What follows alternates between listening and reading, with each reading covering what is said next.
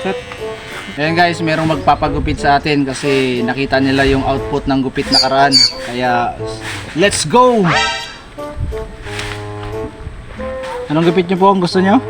Ano po, burikat. Burikat. Gupitan natin ng burikat. At dito nga ay sinimulan na natin siyang gupitan. Siyempre, feeling expert na tayo dito ngayon. At dinahandahan muna nating bawasan ang kanyang buhok dito sa bandang itaas.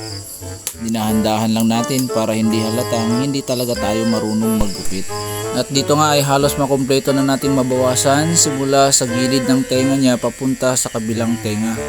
At kunwari ay pasuklay-suklay natin gaya ng ginagawa ng mga expert na barbero.